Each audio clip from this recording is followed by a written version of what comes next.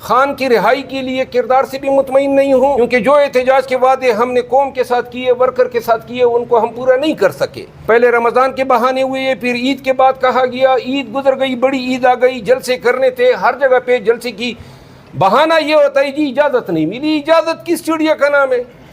ہم نے کب اجازت لی تھی 9 مئی کے بعد جو جلسے پورے ملک میں کیے؟ زیادہ سے زیادہ پرچہ ہو جاتا ہے، یا 1-2 چھاپے ہو جاتے ہیں، یا باغم دوڑ یا پھر ہتکڑیاں ہو جاتی ہیں، لیکن یہ قیمت تو چکانی پڑے گی اس ملک میں رہنے کے لیے۔ تو لہٰذا یہ ابھی یہ جو جلسے نہیں ہو رہے، دیکھیں ایک واحد چیز جو خان کی رہائی کے لیے انتہائی کیٹلسٹ ہو سکتی ہے وہ پبلک پروٹیسٹ ہے، ماس پبلک پروٹیسٹ، احتجاجی ریلیاں، جلسے جلوس، یہ ہونے چاہیے، ہر حالت میں ہونے چاہیے۔ نہیں دیتے ہیں اجازت، عوام تو نکلنے کے لیے تیار ہیں، وہ لیڈروں کا انتظار کر رہے ہیں کہ لیڈر ہوں گے، اور لیڈر جدھر بھی ہوتا ہے عوام ہزاروں کی تعداد میں نکل آتے ہیں، ماضی کے تجربوں نے ثابت کیا ہے۔ لیکن میں خان صاحب سے ملاقات کروں گا، اور خان صاحب جب بلائیں گے تو اس کے بعد میں ہر قسم کے حکم کی جو ہیں وہ تعمیل کروں گا۔ پاکستان تحریک انصاف کے سوشل میڈیا کے ساتھ میں کھڑا ہوں، اور خان کا بیانیہ وہ ہمارا بیانیہ ہے۔ خان نے جو کہا ہے، اگر کوئی ڈرتا ہے، پیچھے ہٹتا ہے، وہ بزدل ہوگا، لیکن میں خان کے ہر قسم کے نیریٹو کے ساتھ کھڑا ہوں، اور اس سوشل میڈیا ٹیم کے ساتھ بھی کھڑا ہوں جن کو آج ڈرایا دھمکایا جا رہا ہے۔ دیکھیں میں اس رویے کا حقدار نہیں تھا جو میرے ساتھ کیا گیا، میں نے کوئی غلط کام نہیں کیا تھا، میں نے کسی کی ٹانگ نہیں کھینچی تھی، نہ میں نے کسی کے خلاف سازشیں کی ہیں، نہ کبھی آج تک زندگی میں کی ہے، نہ اس سیاست پہ یقین رکھتا ہوں۔ میں نے تو پارٹی کی کے لیے خدمات انجام دی، رسک لیے، محنت کی، کاوشیں کی۔ تو یوں یکدم جو بے توقیری میری ہوئی اور جو میری بے عزتی ہوئی، وہ میرے لیے انتہائی پریشانی کا باعث ہیں، اور میں اس پہ انتہائی خفا ہوں۔ باقی سیاست اور یہ ساری چیزیں ایک طرف، لیکن بے توقیری کسی صورت میں جو ہے وہ برداشت نہیں ہو سکتی ہے۔ خان صاحب ہمیشہ میرے ساتھ کھڑے رہے ہیں، خان صاحب بتایا کرتے تھے، بلکہ ایک دفعہ انہوں نے خود کہا کہ جی آپ کی شکایتیں آ رہی ہیں، لیکن ساتھ میں شاباشی دی کہ پارٹی کے اندر سیاست میں اگر آپ کی شکایت نہ آتی تو تب میں یہ سمجھتا کہ گویا تم اتنے کمزور آدمی ہو، شکایت آتی ہیں تو بندے کو پتہ چلتا ہے کہ وہ کوئی ڈائنامک ہے۔ تو شکایتیں، لیکن خان صاحب میرے ساتھ کھڑے رہے ہمیشہ، اور انہوں نے ہمیشہ میری ستائش بھی کی، میرا حوصلہ بڑھایا۔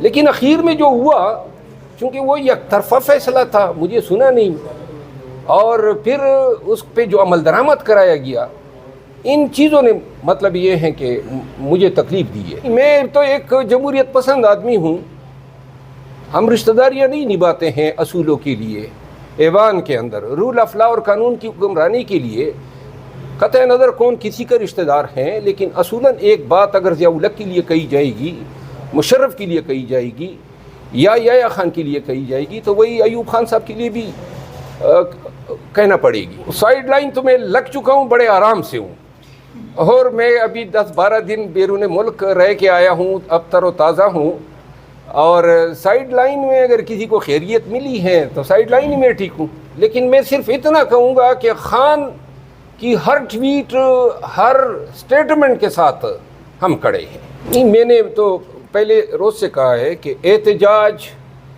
میں یا پارٹی کی کسی بھی دی گئی ڈیوٹی میں میری شرکت جو ہے وہ ضرور خان کا حکم ہوگا۔ پارلیمانی کمیٹیوں میں میں نے کوئی ممبرشپ کی اب کوئی دلچسپی نہیں ہے، اور جہاں تک ایوان کے اندر جو بحیثیت پاکستان تحریک انصاف کے میں نے میرا کردار یا میرے فرائض تقاضا کرے گی، وہ کردار میں ادا کرتا رہوں گا۔ اور میں عمر ایوب صاحب کے کردار پہ مجھ سے سوال نہ کریں، نہیں دیکھیں اب آلریڈی دیکھیں، اب آپ یہ کم نہ کریں نا، میں آ گیا ہوں، میں نے یہی کہا تھا کہ مجھ سے ان معاملات پہ سوال نہ کریں۔ اس سوال کا جواب میں نے ادھر آپ کو دے دیا، اور آپ نے ریکارڈ بھی کیا ہوا ہے۔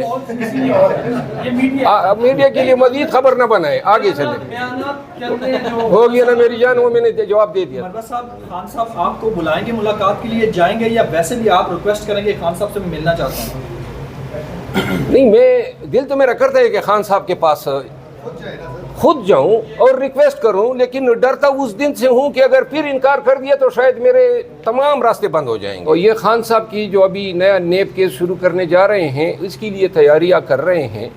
आज नेशनल असेंबली में इस पे बात हुई और इसकी मजम्मत करते हैं। तमाम जो सिविल सोसाइटी के लोग हैं, बुनियादी इंसानी हकूक़ के इदारे हैं, उनको भी इसका नोटिस लिया जाना चाहिए। ये क्या हो रहा है? अब सनम जावेद को देखें कि सनम जावेद को एक दफ़ा फिर इन्होंने जो है ATC गुजरावाला में पेश कर दिया।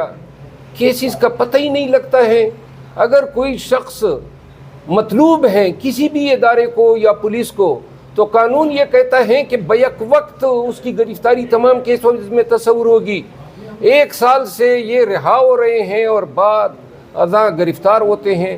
कानून का भी मजाक बनाया हुआ है। और आज अफसोस इस अमर पे हुआ कि जज साहब ने इसके बावजूद भी 4 रोज़ का रिमांड दे दिया खातून का। तो मुल्क में वही अफरा तफरी और जंगल का कानून है और बुनियादी इंसानी हकूक़ जो है बदस्तूर पामाल हो रहे हैं। आज मैंने नेशनल असेंबली में इस पे बात की है। दूसरी बात जो है, जो इन्होंने अमेंडमेंट किए नेब ऑर्डिनेंस में और 14 दिन से 40 अयाम पे रिमांड ले गए हैं, ये एक पर्सन स्पेसिफिक अमेंडमेंट है। ऑर्डिनेंस के ज़रिए जबकि असम्बली का इजलास बुलाया जाना था, ऑलरेडी ऐसे शिके माजी में ऐसे फैसले आए हैं जिसमें कहा गया है कि एक फेल के इर्तिकाब के बाद इस तरह की कानून साजी करना कि पहले से हुए फेल को जो है मुतासर किया जा सके, तो वो अल्ट्रा वायरीज होते हैं। और ये खान साहब की जो अभी नया नेब केस शुरू करने जा रहे हैं, इसके लिए तैयारियां कर रहे हैं।